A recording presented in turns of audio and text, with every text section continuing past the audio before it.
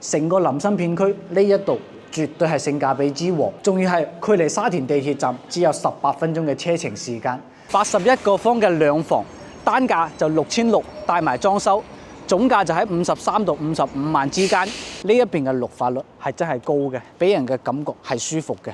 我哋平時食完飯，好似阿東而家咁樣，沿住小區行一圈，就會有一種好輕鬆嘅感覺。但我阿東喺惠州呢邊做咗咁耐嘅房地產，講真嗰句，成個大亞灣西區可以同時滿足到低價位、大裝修，又要係現樓，仲要距離沙田地鐵站比較近嘅屋苑，真係冇幾個嘅。今日要同大家影嘅呢個屋苑，因為佢就係可以同時滿足到呢幾方面嘅需求，成為咗呢段時間比較熱門嘅一個剛需盤。呢個樓盤就係龐園宜蘭灣，成個項目總共佔地面積10萬個方，建築面積33萬，容積率2.5%，綠化率35%，係分為3期開發嘅。而家呢一個樓盤賣緊嘅產品，81個方嘅兩房，單價就6600，帶埋裝修，總價就喺53到55萬之間。如果我哋按揭上會嘅，首期大概就喺8萬蚊，月供1800到1900，還有98個方嘅4房，不過只有一個衛生間嘅，佢嘅總價就喺66到67萬。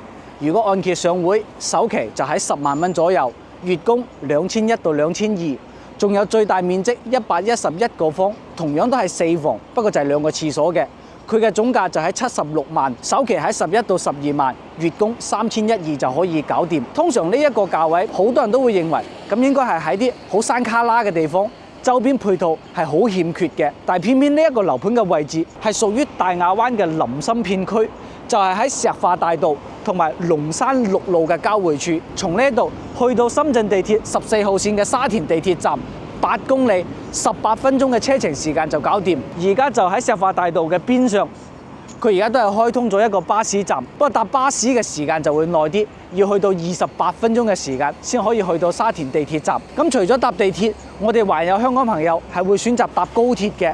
從呢一度去到惠陽高鐵站9公里，揸車要22分鐘嘅車程時間，所以喺呢一個位置搭地鐵去深圳返香港就會相比高鐵嚟講係要方便好多。不過而家惠州呢邊開通咗跨城巴士嘅，雖然呢一個位置佢係冇跨城巴士嘅站點，但係我哋打嘅的5分鐘嘅時間可以去到萬達或者係去到比亞迪商圈，呢2個位置係設咗有跨城巴士嘅站點。搭跨城巴士50分鐘，票價18蚊，我哋就可以去到蓮塘同埋羅湖口岸。咁除咗呢一種交通之外，我哋過嚟退休養老住，仲要考慮嘅就係商業配套。就喺樓盤對面有一個星河山水大酒店，隔離就係一個大潤發嘅生活超市。我哋簡單嘅日常所需，就行過對面喺呢一個大潤發生活超市，都係可以滿足到我哋。咁如果平時你係想要去行街睇戲食飯嘅，想去啲大型嘅商場，從呢度去到大亞灣最熱鬧嘅萬達廣場，都係5分鐘嘅車程時間就搞掂。喺萬達隔離仲有個益田假日中心，呢2個商場佢嘅商業業態就好豐富嘅，平時就會好多人過去玩。咁除咗萬達之外，大亞灣仲有一個比較熱鬧嘅商圈，就係比亞迪商圈，亦都係沿住門口嘅呢一條路，大概800米，3分鐘嘅車程時間係有5個商場嘅，分別就係福音購物廣場、世紀城百貨、京華御園、東星購物廣場同埋新匯城購物廣場，呢啲商圈嘅業態同樣都係好豐富嘅。咁還有就係佢呢個樓盤整體而家嘅入住率都係有50%，一期底下嘅呢啲街鋪開業率都有80%。你好似而家售樓部隔離呢度就開咗一間生活超市，還有好多簡單嘅餐飲店，仲有社區門診、藥房、便利店，仲喺嗰一邊。仲有啲湘菜館，仲有東北菜館，食嘢方面嘅選擇性都係比較多。呢一個6000零蚊嘅價位，帶埋裝修，仲要係現樓，我哋去玩嘅地方都係有好多嘅。佢係俾2個公園夾住嘅。你平時中意行山，呢2個地方嗰啲空氣啊，同埋整體嘅綠化都係會比較舒服嘅，環境都係好靚，整晒啲人工湖。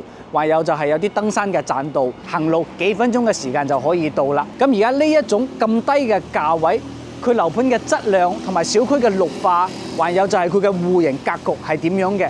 而家阿東就帶大家入去小區度，一齊睇一下呢一個屋苑究竟啱唔啱我哋買嚟退休養老住。好啦，而家我哋就行咗入嚟小區，同大家一齊睇一下呢一度嘅環境。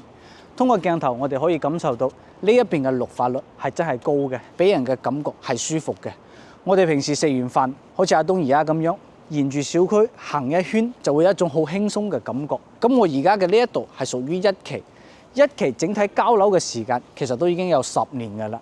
但係物業喺管理呢啲綠化方面做得我認為係比較好嘅，而且成個小區呢啲植物同植物之間嘅搭配，顯得呢個園林嘅層次感係好豐富嘅。當時呢個樓盤啱推出嚟嘅時候，佢嘅主題就係要打造一種公園式嘅園林主題。喺而家成個片區，佢呢個樓盤唔算得話係最頭部、最頂尖嘅，但係如果你講話呢一個價位，再搭配埋呢一個小區嘅園林綠化呢一種環境嘅話，佢就係性價比之王。可能大家對於呢一個地方好多樓盤嘅價位唔係好熟悉，我哋喺呢邊賣樓賣得耐啦，就知道成個大亞灣林森片區，即使而家房價處一個下行嘅階段，但係好多值得買嘅樓盤，其實價位都要去到8000幾9000，有啲仲要去到1萬出頭。咁而家6000零蚊嘅呢個價位買到係呢一種綠化高、小區嘅品質都係屬於中上嘅屋苑，我認為大家真係可以嚟睇一下嘅。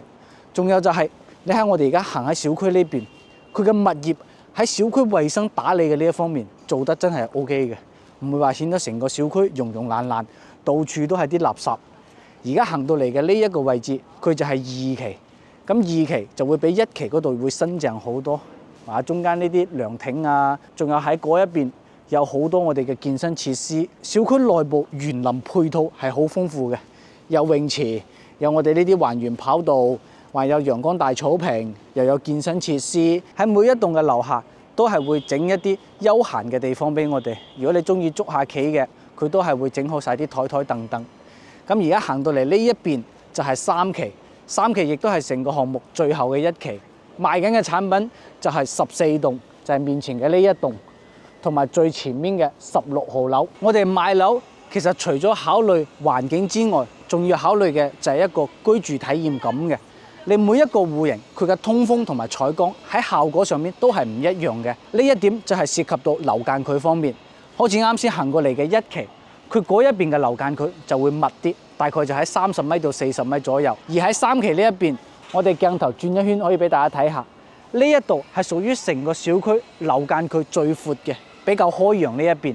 尤其係而家嘅呢一個16號樓，從我哋最前面嘅呢兩戶可以直頭望勻晒成個小區最中軸嘅位置。但係對於呢個樓盤有一個缺點，我認為就係因為佢要成個小區整體化，即係比較統一，所以而家賣嘅3期呢一邊嘅外立面都係同以前最早開發1期嗰一邊都係一樣嘅。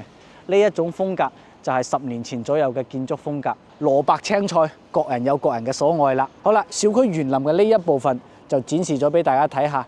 而家最緊要就係再上去睇下佢嘅示範單位，睇下佢整體嘅格局啱唔啱我哋。好啦，而家我哋睇嘅呢一套就係81個方嘅兩房。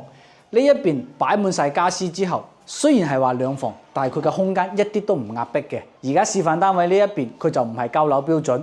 我哋一陣會帶大家去睇一下佢嘅交標係點樣嘅。咁81個方雖然面積唔係好大，但係客廳呢一邊嘅開間係有3.6米。而家市面上好多90幾個方嘅3房，佢嘅客廳開間都係得個3.6米。呢一種客廳開間，我哋好似而家咁樣擺翻個梳化睇電視，呢部電視就冇太大部啦，放個65或者75寸嘅電視就係啱啱好。呢一種視距就唔會話睇電視好頭暈嘅。而家佢呢一度整體嘅得房率都係有90%。廚房嘅呢一個位置，而家示範單位就係整咗開放式嘅廚房。實際我哋嘅交樓標準呢度係有道推拉門嘅，就睇下我哋需唔需要好似開發商咁樣整一個開放式嘅廚房。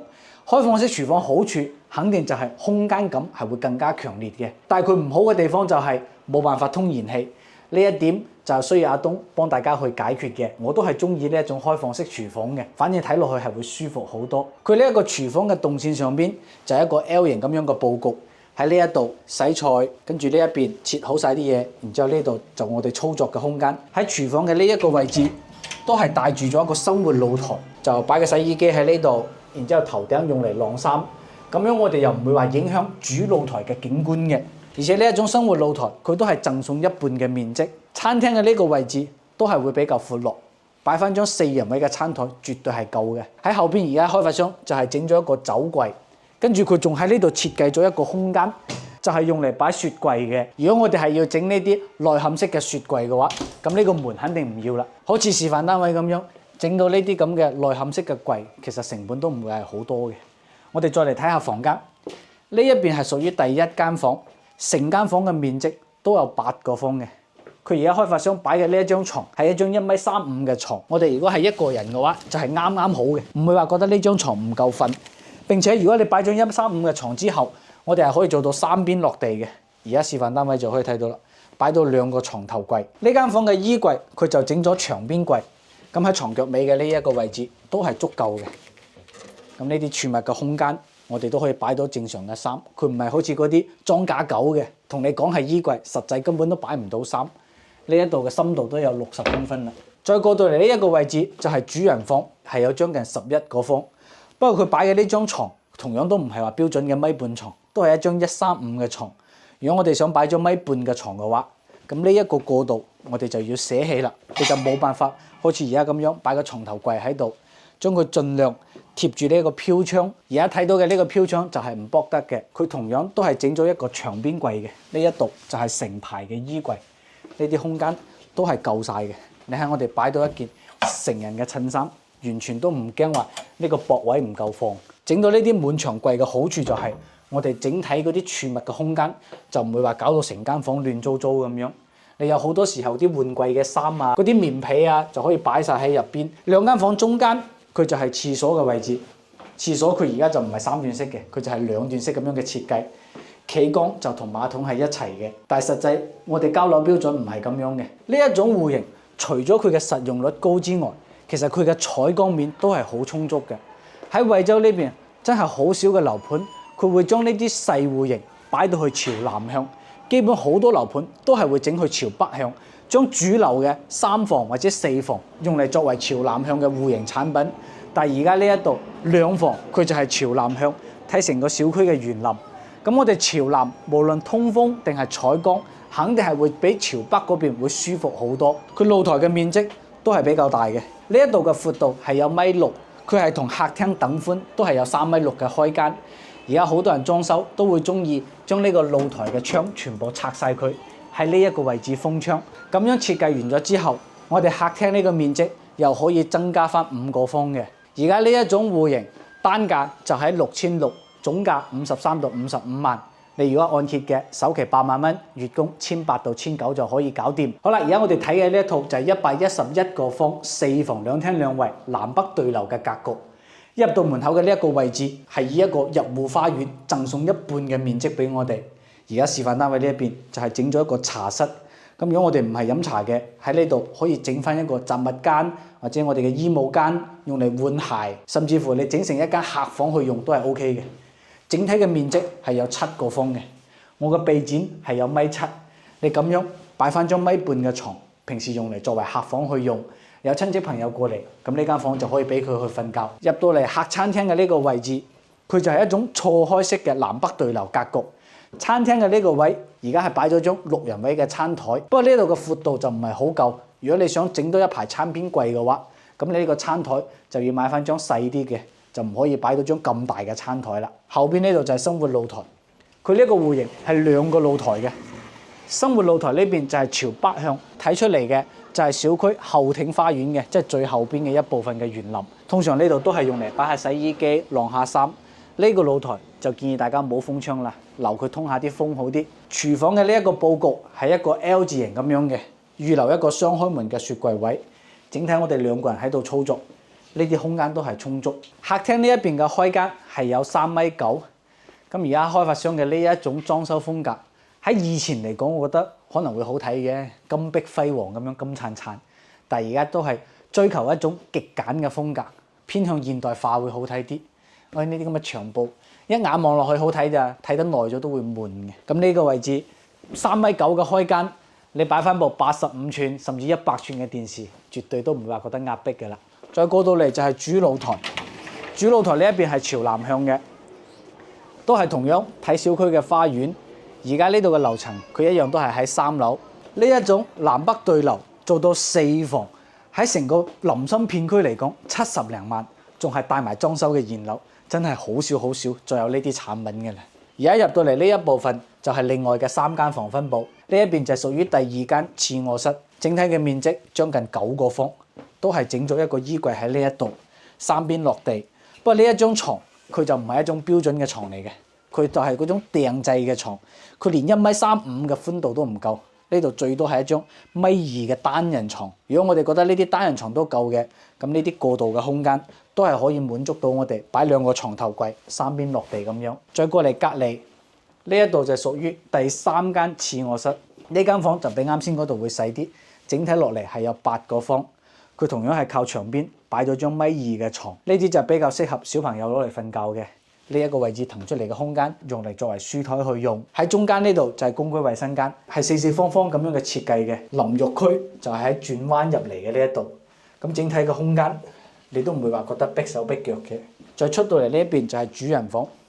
咁佢呢個主人房係帶住套間嘅。睡房嘅呢一 part，佢嘅面積係有12個方，擺咗1.5米嘅床之後係可以做到3邊落地嘅。呢啲床腳尾嘅過渡都係好闊。但係我哋呢度唔需要話再整一排嘅牆邊櫃，因為呢一間房係帶咗一個衣帽間嘅位置嘅，我哋可以喺呢一個位左右兩邊用嚟作為衣櫃去用。之後呢一度整翻道趟門，咁樣呢度就係屬於我哋嘅主人房衣帽間。後邊呢度就係廁所，佢主人房嘅廁所同我哋公區衞生間嘅廁所就係2個凹埋一齊，喺造型上面就好似個砌積木咁樣嚟嘅。